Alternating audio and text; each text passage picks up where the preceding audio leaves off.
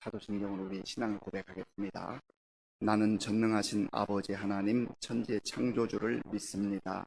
나는 그의 유일하신 아들 우리 주 예수 그리스도를 믿습니다.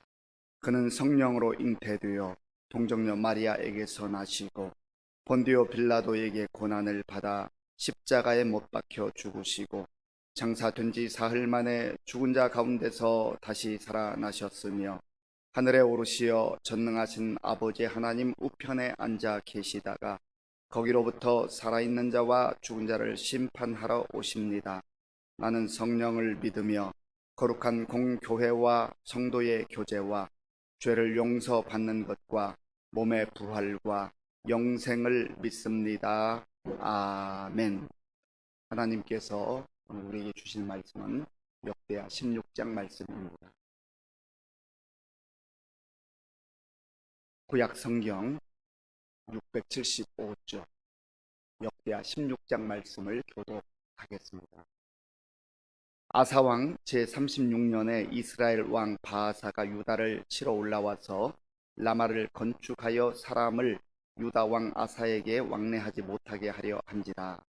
아사가 여호와의 전 곳간과 왕궁 곳간에 은금을 내어다가 다메섹에 사는 아람 왕 베나닷에게 보내며 이르되 내 아버지와 당신의 아버지 사이에와 같이 나와 당신 사이에 약조하자. 내가 당신에게 은금을 보내노니 와서 이스라엘 왕 바하사와 세운 약조를 깨뜨려 그가 나를 떠나게 하라 하매 베나닷이 아사 왕의 말을 듣고 그의 군대 지휘관들을 보내어 이스라엘 성읍들을 치되 이온과 단과 아벨마임과 납달리의 모든 국고성들을 쳤더니 바하사가 듣고 라마 건축하는 일을 포기하고 그 공사를 그친지라. 아사 왕이 온 유다 무리를 거느리고 바하사가 라마를 건축하던 돌과 제목을 운반하여다가 게바와 미스바를 건축하였더라. 그때의 선견자 하나니가 유다 왕 아사에게 나와서 그에게 이르되 왕이 아람 왕을 의지하고 왕의 하나님 여호와를 의지하지 아니하였으므로 아람 왕의 군대가 왕의 손에서 벗어났나이다. 구스 사람과 룹 사람의 군대가 크지 아니하며 말과 병거가 심히 많지 아니하더이까. 그러나 왕이 여호와를 의지하였으므로 여호와께서 왕의 손에 넘기셨나이다. 여호와의 눈은 온 땅을 두루 감찰하사 전심으로 자기에게 향하는 자들을 위하여 능력을 베푸시나니 이 일은 왕이 망령되이 행하였은즉 이후부터는 왕에게 전쟁이 있으리이다 하매 아사가 노하여 선견자를 옥에 가두었으니 이는 그의 말에 크게 노하였음이며 그때 아사가 또 백성 중에서 몇 사람을 학대하였더라. 아사의 처음부터 끝까지의 행적은 유다와 이스라엘 열왕기에 기록되니라. 아사가 왕이 된 지 39년에 그의 발이 병들어 매우 유독했으나 병이 있을 때에 그가 여호와께 구하지 아니하고 의원들에게 구하였더라. 아사가 왕위에 있은 지 41년 후에 죽어 그의 조상들과 함께 누움에 다윗성에 자기를 위하여 파두었던 묘실에 무리가 장사하되 그의 시체를 법대로 만든 각양 향재료를 가득히 채운 상에 두고 또 그것을 위하여 많이 분향하였더라. 아멘. 오늘 새벽 말씀의 제목은 아사의 안타까운 후반전 인생이라는 제목입니다. 안타까운 아사의 인생 후반전. 유종짐이라는 말이 있지요. 보통 유종의 미를 거두자 할 때 유종짐이 이렇게 설명하는 말입니다. 시작을 어떻게 했든지 간에 물론 시작도 멋있게 하고 과정도 또 멋있고 끝이 아름다우면 제일 좋은 것 아니겠습니까? 설령 시작이 조금 어설펐다 할지라도 그래도 마무리를 아름답게 하자 하는 게 유종짐입니다. 그런데 사람들이 보통 처음에 어떤 일을 시작할 때는 대부분의 경우는 순수한 마음으로 시작합니다. 거기에 열정도 있어요. 그리고 성실함이 있습니다. 그런데 시간이 지나가면서 익숙해지기 시작하게 되죠. 그러면 보통 초심을 잃는다고 합니다. 그래서 저 사람 변했어. 처음에는 안 그랬는데, 예전에는 안 그랬는데, 그런 이야기를 듣습니다. 그런 면에서 초지일관, 처음부터 순수했던 그 마음을 과정에도 잘 지켜나가고 또 마무리할 때까지 아름다운 모습으로 그 순수함을 유지한다는 것이 그렇게 생각만큼 쉬운 거는 아니지 않습니까? 우리도 보면은 참 순수했던 시절이 있었고 또 때묻지 않은 그런 모습들이 있었습니다. 그러면 세월이 흘러갈수록 신앙생활하고 기도하고 또 인생의 연륜이 깊어갈수록 그 순수함이 더 순수해지면 좋은데 지난 날과 이렇게 비교해 보면 참 나도 많이 때묻었다. 그런 얘기를 스스로 하지 않습니까? 뭔가 문제가 있는 것이죠. 그렇기 때문에 우리가 부족한 모습을 보면서 다시 한번 하나님 앞에서 우리가 회복해야 될 그 순수함은 무엇입니까? 하나님 기뻐하시는 것은 무엇입니까? 그래서 이제 우리가 점점점 하루하루를 살면서 하나님 앞에 가야 될 그날이 가까우는데 두려움으로가 아니라 무서움으로가 아니라 기대감 속에서 비록 힘들고 어렵지만 성령께서 주시는 그 은혜를 통하여서 나의 순수함, 주님께서 기뻐하시는 죄와 짝하지 않고 정말로 주님 기뻐하는 주님을 닮은 모습으로 그렇게 우리의 삶을 가꾸어 가야 되지 않겠습니까? 그래서 우리의 삶이 유종지미, 유종의 미를 거둘지언정 유종지추, 그 인생의 끝이, 후반전이 추해지는 그런 모습은 피해야 되지 않겠습니까? 남유다에 20명의 왕이 있었습니다. 그 중에 8명 정도가 선한 왕, 하나님 앞에 칭찬을 받았던 왕이었고 12명은 악한 왕으로 그렇게 성경이 평가하고 있습니다. 물론 북이스라엘의 19명의 모든 왕들은 모조리 다 악한 왕으로 그렇게 평가를 받았지요.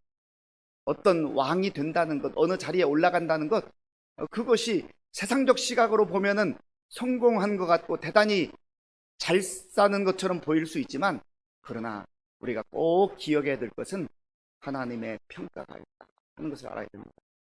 남유다의 세 번째 왕으로 등극해서 41년을 통치한 왕이 아사 왕입니다. 사실 이 역대기에서 아사 왕에 대한 기록은 이제 14장, 15장, 16장 이렇게 길게 서술이 되고 있는데요.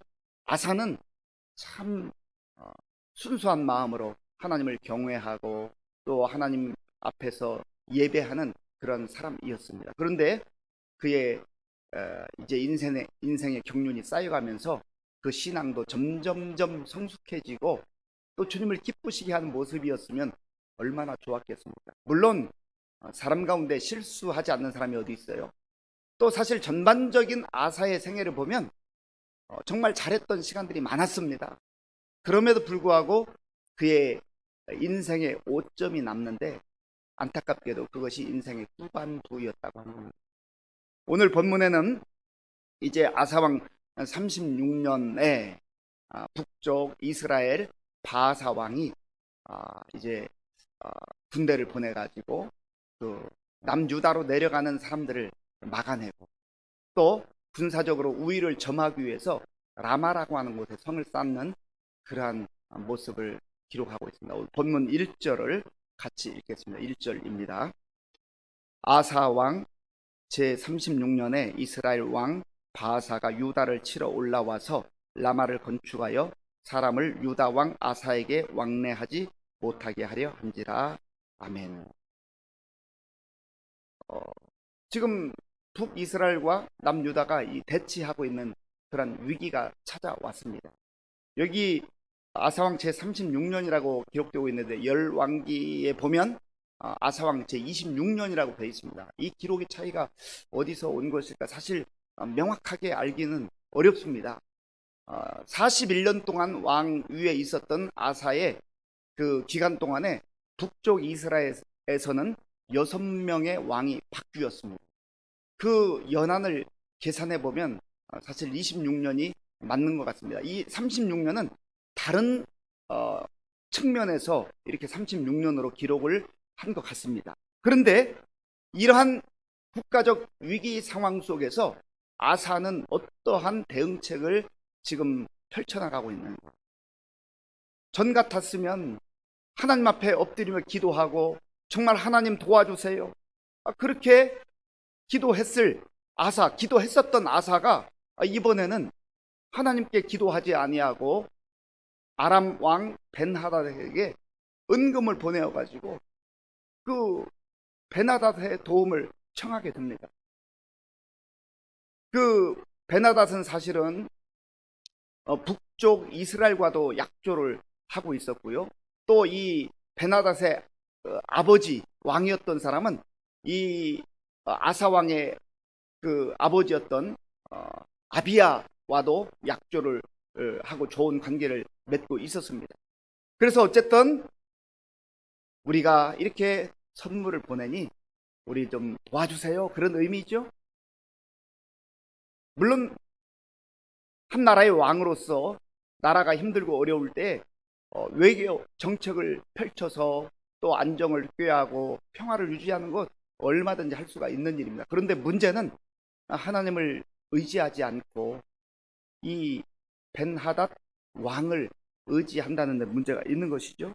그래서 결론적으로는 이 아사 왕이 생각했던 대로, 계획했던 대로 벤하닷 왕이 이제 이스라엘 그 북쪽 지역을 공격함으로 인해서 이제 남쪽 유다와 북쪽 이스라엘의 그 경계선에 있는 라마성 건축하는 것을 막아냈습니다. 그리고 오늘 본문 6절에 보면 아사 왕이 그 북쪽 바사가 건축하던 그 모든 재료들, 그것을 놓고 이제 후퇴했기 때문에 그 재료를 가지고 게바와 미스바를 건축해서 오히려 자기 그 국경 지역을 견고히 하는 그러한 일을 하게 되었습니다. 외형적으로 보면 일이 다 잘 된 것 같아요. 자기 계획대로 된 것 같아요. 그런데 바로 그때에 하나님께서 선견자 하나니를 이 아사 왕에게 보내죠. 그래서 하나님의 마음을 이 하나니를 통하여서 아사 왕에게 전합니다. 그 내용을 우리가 7절에 나오는 7절을 같이 읽어보겠습니다. 그때의 선견자 하나니가 유다 왕 아사에게 나와서 그에게 이르되 왕이 아람 왕을 의지하고 왕의 하나님 여호와를 의지하지 아니하였으므로 아람 왕의 군대가 왕의 손에서 벗어나나이다. 선견자, 하나님의 말씀을 받아서 백성들에게 전하는 이 선지자와 역할을 했던 선견자, 어떤 곳에서는 선견자라 이렇게 표현되기도 하고 선지자라 표현하기도 합니다. 어쨌든 이 하나님 자기 개인적 생각을 말하는 것이 아니라 하나님께서 말씀하시는 하나님의 뜻을 이 아사 왕에게 나와서 전하는 겁니다. 그 핵심은 왜 왕이 아람 왕을 의지했습니까? 정말 왕이 의지해야 될 그 대상은 여호와 하나님이신데 하나님을 의지하지 않고 하나님께 도움을 청하지 않고 왜 아람 왕에게 가서 머리를 조아리며 그에게 도움을 청했습니다. 그런 얘기죠. 그래서 사실은 하나님의 계획 속에는 이 아람 군대까지도 무찌를 수 있는 그러한 기회를 주시려고 했는데 그 아람 왕의 도움을 받음으로 말미암아서 이 아람 왕이 이후로부터 약 100여 년간 이스라엘 이 백성들을 괴롭히던 그러한 장애물로 또 자리 잡기도 했었습니다. 그러니까 사람은 지금 내 눈앞에 있는 이 문제만 해결하면 모든 것이 해결된 것 같고 다 내 뜻대로 잘 된 것 같지만 우리의 보는 시야가 너무 좁기 때문에 내 눈앞에 있는 것만 보기 때문에 내 생각대로 잘 되었다 할지라도 그것이 잘 된 것이 아닐 수 있다고 하는 겁니다. 아사는 아마 어쩌면 하나니가 말하기 전까지는 내가 한 것이 계획대로 정말 잘 이루어졌구나 그렇게 생각했을지도 모르겠습니다. 우리도 살다 보면 내 생각대로 해도 내 뜻대로 해도 잘 되는 경우가 있잖아요. 잘 나가는 경우가 있잖아요. 그래서 아주 어깨를 으쓱하면서 정말 자기의 능력을 생각하고 또 그걸 자랑하고 그렇게 할 때가 있어요. 그런데 더 가봐야 합니다. 더 가봐야 합니다. 우리의 생각과 하나님의 생각은 달라요. 내가 보는 것과 하나님 보는 건 다르잖아요. 그래서 우리가 하나님의 생각에 맞출 필요가 있고 하나님의 시선으로 우리의 인생도 또 이 세상도 바라볼 필요가 있다고 하는 겁니다. 많은 경우에 하나님은 우리가 보지 못하는 것을 보고 계시고 우리가 이해하지 못하는 것을 말씀하실 때가 있어요. 왜냐하면 내 눈앞에 있는 것만 보지 않고 멀리 보시기 때문에, 전체를 보시는 하나님이시기 때문에 그렇습니다. 그러면서 이 하나니가 이제 14장에서 우리가 이미 묵상했던 부스 왕이었던 세라가 100만 대군을 이끌고 왔을 때 이 아사가 얼마나 겸손한 마음으로 하나님 앞에 엎드려 기도했습니까? 그때 이 기도한 내용이 역대하 14장 11절에 나오는데, 여호와여, 힘이 강한 자와 약한 자 사이에는 주밖에 도와줄 이가 없사오니 우리의 하나님 여호와여, 우리를 도우소서. 이렇게 기도하면서 하나님의 은혜를 덧입었던 그러한 경험이 있지 않습니까? 그런데 그 하나님께 받았던 그 은혜, 하나님께서 100만 대군을 물리쳐 주시고 유다에게 승리를 허락하셨던 이 놀라운 경험, 그 은혜를 한글이 잊어버리고 왜 하나님께 도움을 청하지 않고 하나님을 의지하지 않고 사람을 의지했느냐, 그것을 지금 말하고 있는 것이죠. 이것은 하나님을 통해서 하나님께서 아사 왕에게 들려주는 그런 말씀 아니겠습니까? 그러면서 하나님은 또 하나님의 마음을 이렇게 전합니다. 우리 본문 9절 말씀, 9절을 같이 읽겠습니다. 여호와의 눈은 온 땅을 두루 감찰하사 전심으로 자기에게 향하는 자들을 위하여 능력을 베푸시나니 이 일은 왕이 망령되이 행하였은즉 이후부터는 왕에게 전쟁이 있으리이다 하매. 여호와의 눈은 온 땅을 두루 감찰하사 전심으로 하나님을 의지하고 전심으로 하나님을 찾는 그 사람에게 하나님의 능력을 나타내시고 하나님의 방법으로 이끌어 주시고 승리를 허락하신 하나님이시죠. 그런데 왜 왕이 그 하나님을 저버리고 그 하나님을 의지하지 않고 망령되이 행하였습니까? 이렇게 말하는 거죠. 이런 모습이 아사 왕에게만 있겠습니다. 오늘 저와 여러분들이 어떤 문제에 닥쳤을 때, 어떤 위기가 내 놓였을 때 하나님 앞에 먼저 무릎 꿇고 하나님의 뜻을 구하지 아니하고 하나님 도움을 청하지 아니하고 사람을 찾고 또 누가 나를 도와줄까 여기저기 기웃거리는 그런 안타까운 그런 모습. 그래서 설령 이 아사와 같이 자기가 계획한 것이 모두 다 성취되었다 할지라도, 자기 뜻대로 되었다 할지라도 그것이 자기는 잘 됐다고 생각할지 모르지만 정말 하나님께서도 너 참 잘했다 그렇게 말씀하실까라고 하는 이것을 봐야 한다는 거죠. 오히려 자기는 잘 됐다고 그렇게 자화자찬하고 있을 때에 하나님께서는 네가 망령되이 행하라, 네가 참으로 하나님 마음을 슬프게 하고 고통스럽게, 하나님의 마음을 슬프게 하고 고통스럽게 하면 사실 외향적으로는 좋아 보이는 그 결과가 나중에는 자기를 찌르는 그러한 가시와 같은 것이 되고 만다고 하는 것입니다. 그래서 우리의 모습을 보여주는 하나님의 말씀을 통해서 내가 하나님의 뜻과 관계없이 내 생각대로 내 뜻대로 그저 사람들과 힘을 합하여서 뭔가 해보려고 하는 그런 모습을 내려놔야 됩니다. 물론 우리가 사람의 도움을 필요하고 또 사람에게 도움을 받을 수 있어요. 하나님께서는 또 사람들을 붙여주셔서 우리의 일들을 풀어가시고 우리의 인생을 인도해 주시기도 합니다.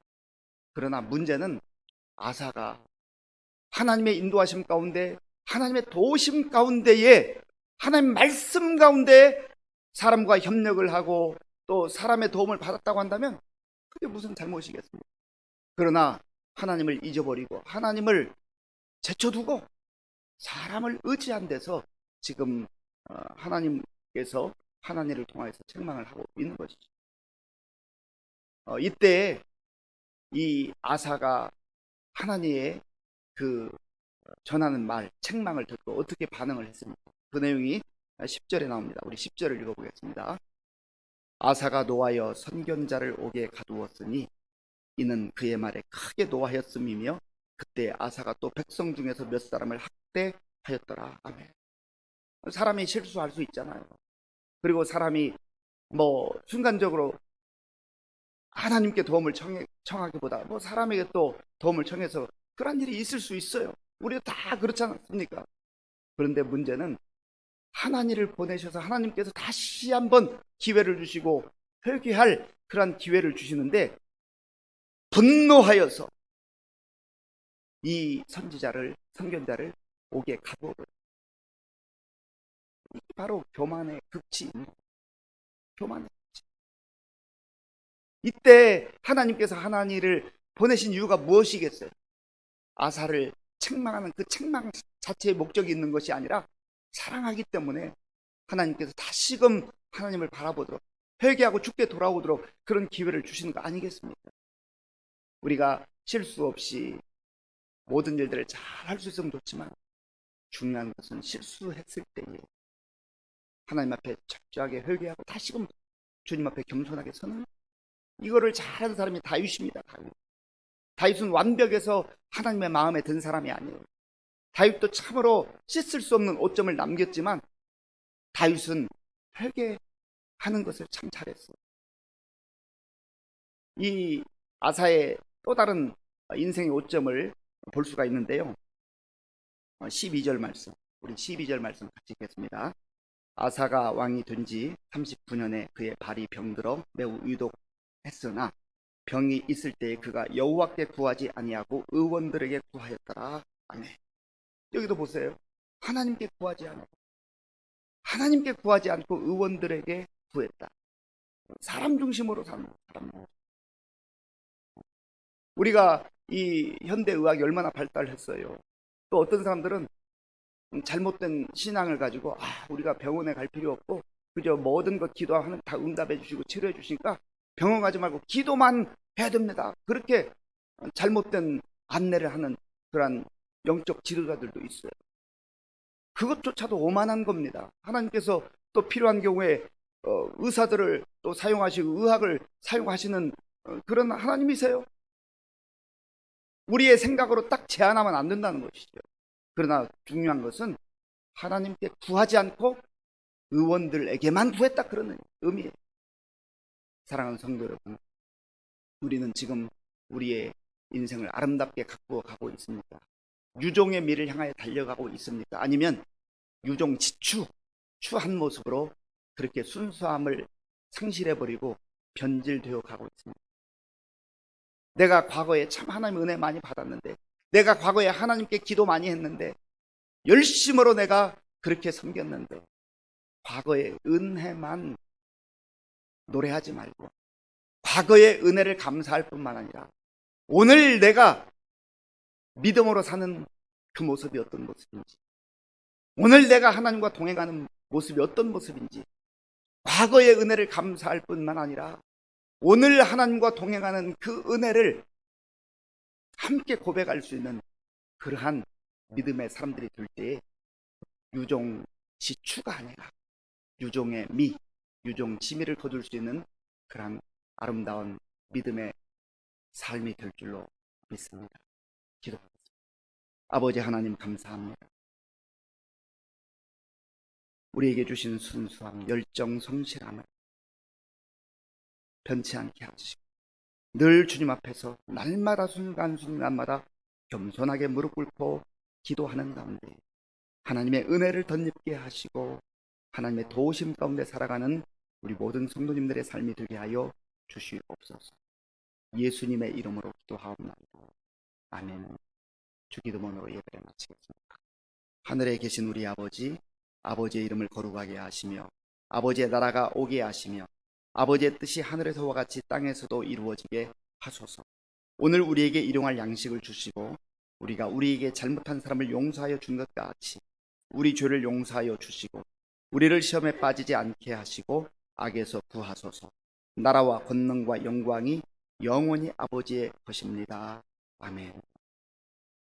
오늘 우리에게 주신 말씀을 생각하며 기도할 때 하나님, 정말 제 인생 가운데에 하나님께서 주신 그 순수한, 죄와 짝하지 않은, 탐욕과 짝하지 않은 그 순수한 믿음으로 살게 도와주시되, 우리 모든 인생의 과정 속에서 특별히 이제 점점점 인생의 후반전을 향해 나갈 때에 유종지추가 아니라 유종짐이 아름다움으로 하나님께 영광 돌릴 수 있는 그런 우리의 모습이 될 수 있도록, 정말 세월이 흘러갈수록 점점점 하나님 앞에 겸손함으로 기도하는 인생들 될 수 있도록 그렇게 되게 해달라고 기도해 주시고요.